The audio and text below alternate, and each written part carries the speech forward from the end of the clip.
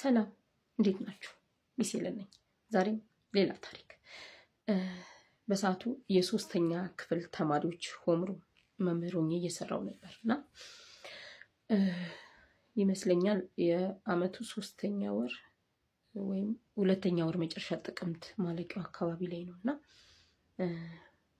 አንዲት ወላጅ ኮሚኒኬሽን ላይ ረጅም መልእክት ጽፋ ላከችልኝ እና ያው ትምህርት አስተምረን የኛ ክፍለ ጊዜ ባልሆነበት የኮመን ኮርስ ሰብጀክት ሲሆን ወይም ደግሞ በቁርስና በእረፍት ሰዓታችን ነው ኮሚኒኬሽን የምንጽፈውና እየጻፍኩ ያለ የልጅቷ ኮሚኒኬሽን ጋር ስደርስ ዋናውን ብቻ ልንገራችሁና ልጄ ከኔ ጋር መተኛት አትፈልግም። ልክ ስትነቃ አጠገቧ ስታይኝ ተነስታ አጋዧ ክፍል ትሄዳለች ነው ዋናው ጭብጥና ከዛ ግራ ገባኝ። እንዴት ነው ልጅ እናቱን ትቶ ወደ አጋዧ ሄዶ የሚተኛው? አለ የተወሰነ ዝርዝር ሀሳብ ተጽፏል፣ ግን በደንብ እንትን ማድረግ አለብኝና እሺ እንዳወራት የተሻለ እንዲገባኝ ይገባልና አናግሪያት ነው መልእክቱ። የተሻለ እንዲገባኝ ይገባልና ወይ ተገናኝተን እናውራ ወይም ደግሞ በስልክ እናውራ፣ ምክንያቱም መጠየቅ የምፈልጋቸው ነገሮች አሉ ምናምን ብዬ እሺ ግን እንደዚህ አልኩና አሁን ያልኳችሁን ነገር ጻፍኩላት። ከዛ ተደዋወልን። እንደነደዋወል ነው ጊዜ ስላልነበራት ተደዋወልና ነገረችኝ። ምንድነው የሆነው? ያቺ ልጅ የምታድገው ከእናቷ ጋር ብቻ ነው። እናት ደግሞ ያው ትዳር አልቀጠለምና ልጇን የምታሳድገው ለብቻዋ ነው። ግን አጋጣሚ የስራ ዘርፏ ምንድነው? እዚህ አዲስ አበባ ውስጥ የሚገኝ አንድ ትልቅ ሆቴል ውስጥ ሆቴሉን ማኔጅ በማድረግና ሰራተኞች በመቆጣጠር 2 ፖዚሽን ይዛ ትሰራለች። 2 ፖዚሽን ይዛ የምትሰራው ገንዘቡን ስለምትፈልገው ነው። ምክንያቱም መጀመሪያ ላይ ልጅቷ ከእናትና አባት ከመለያየታቸው በፊት ነው እዚህ ትምህርት ቤት ኬጂ ጀምራ የተማረችው እና አሁን ግሬድ 3 ደርሳለች። ግሬድ 1 እንደተመዘገበች ነው አባትና እናት ባለመግባባት የተለያዩት። ከዛ በኋላ ከተለያዩ በኋላ እንግዲህ አብሮ እንደመኖር አይሆንምና ከለመደችበት ወይም አንዴ እግሯን ካስገባችበት ትምህርት ቤት በኔ ገንዘብ የሷን ነገር ከበር ማድረግ ባለመቻሌ ምክንያት ወጣ ከዛ ያነሰ ቦታ ላይ አትማርም። ትምህርት ቤቱን በጣም ትወደዋለች፣ ሲስተሙን ተመችቷታል። ልጄም በደንብ እዛ ፐርፎርም እያደረገች ስለሆነ ከዛ እንዳትወጣ 2 ፖዚሽን ሰርቼ የተሻለ ገቢ ያገኝና ለሷ መክፈል ነው ሐሳቤና በዚህ ሁኔታ ምን ይፈጠራል? ለዛ ለተከታታይ 3 አመታት እቺ እናት በሳምንት ውስጥ 1 ቀን ሙሉ ማለት ቀንና ማታ ወይም ደግሞ ግማሽ ቀን ብቻ ወይ ሌሊቱን ብቻ ወይ ቀኑን ብቻ ነው ረፍቷ። ስለዚህ በዚህ ምክንያት እናትና ልጅ የሚገናኙበት እድል በጣም ጠባብ ነው። እስፔሻሊ ቀን ከሆነ ሰኞ ብቻ፣ በሳምንት ሰኞ ብቻ ነው ረፍቷ። ቀን ከሆነ ማማ ትምህርት ቤት ናት። ከዛ ስትሄድ ያው 10 ሰዓት ይሆናል። እንደገና ተመልሳ እናት 12 ሰዓት ላይ ትገባለች ስራ። ሌሊት ከሆነ ደግሞ ማማ ተኝታ ነው የምትመጣው። ከዛ በእንቅልፍ ሰዓት ነው፣ ብዙ የሚገናኙበት የለም። ግን በፊት አብረው ይተኙ ነበር። እቤት ማደር በቻለችባት የረፍት ቀኗ ላይ አብረው የሚተኙበት እድል ነበር። ልጅቷም ጓጉታ ምናምን ከዛ ከፍ እያለች ስትመጣ ነው መሰለኝ ምን ትላታለች? ስራውን ተይና እኔን አሳድግኝ፣ አትሂጂ ስራ ትላታለች።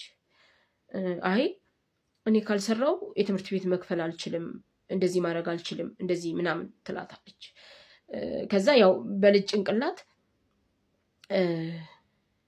እየሆነ ያለው ነገር በትክክል እያለፉ ያሉበትን መንገድ መረዳት አትችልም በሷ ማይንድ እና በቃ አይ አልፈለገችኝም አይነት ተሰምቷታል ልጅቷና ከኔ ይልቅ ስራውን መርጣለች አይነት ብላ ነው ያሰበችው።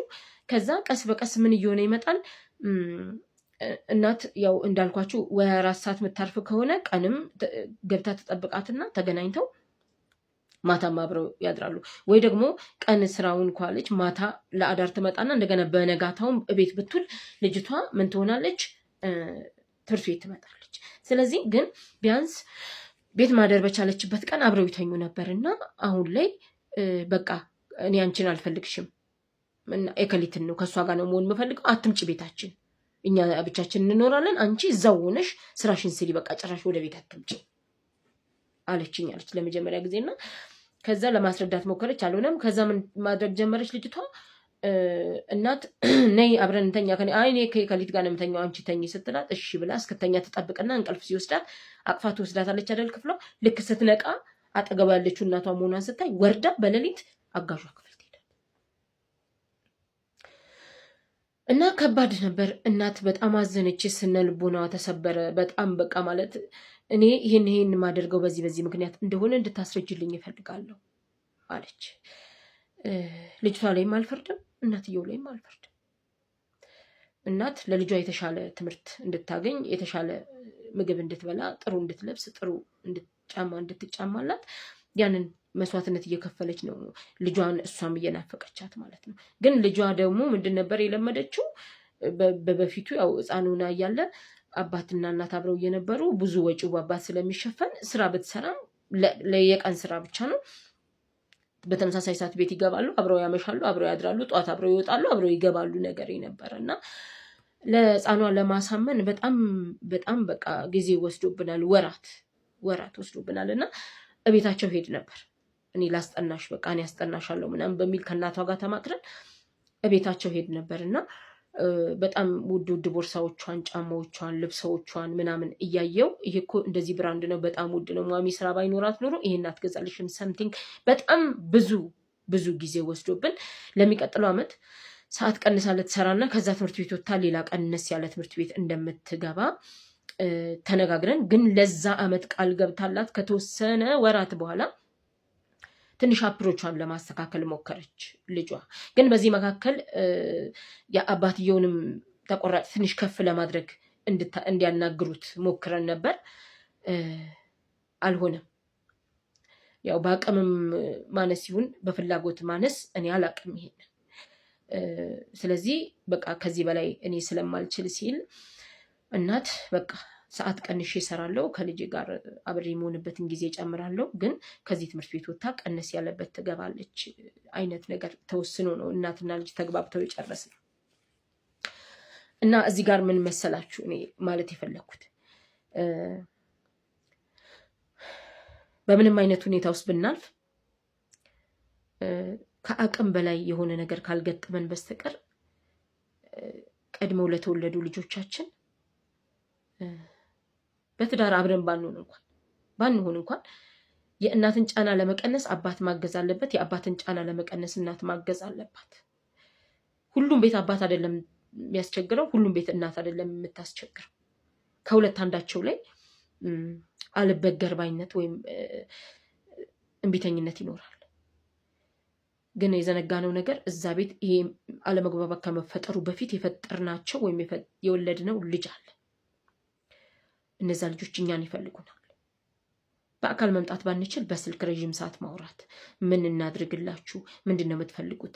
አሁን ምናልባት በእንደዚህ አይነት በትዳር መለያየት ውስጥ ልጆቻችሁን የምታሳድጉ ወላጆች ካላችሁ በሆነ ጊዜ ልዩነት እኔና አንቺ ወይም እኔና አንተ መካከል ያለውን ነገር ትወጂዋለሽ ብለን እንጠይቃቸው። አዎ ከሆነ መልሳቸው ጥሩ፣ አይ አይደለም ካሉ ምን እንዳስተካክልልህ ወይ ምን እንዳስተካክልልሽ ትፈልጊያለሽ? አብረናቸው የማንኖርም ወላጆች ይህንን ጠይቁ። ከኔ ምን ትፈልጋለህ? በገንዘብ ከማድረግ ውጭ፣ ወሬ ከማውራት ውጭ፣ የሆነ ነገር ከማድረግ ውጭ ከኔ ምን ትፈልጋለህ? ይህንን እንፈልጋለሁ ሲሉ የምትችሉት ነገር ከሆነ ለነሱ ስትሉ ታደርጋላችሁ። የማይቻል ለምሳሌ እናንተ ከዛ ትዳር ተለያይታችሁ ሌላ ትዳር መስርታችሁ ከሆነ ኑናና ከኔ ጋር ኑር ወይ እኔና ከኛ ጋር ኑር፣ ይሄ አይቻልም። የማይቻለው በዚህ ምክንያት ነው። አሳምነናቸው ከነሱ ጋር ልጆቻችንን አሳምነን ያለንበትን ሁኔታ አምነው እንዲቀበሉ ፖዚቲቭሊ እንዲያዩት የማድረግ ግዴታ አለብን።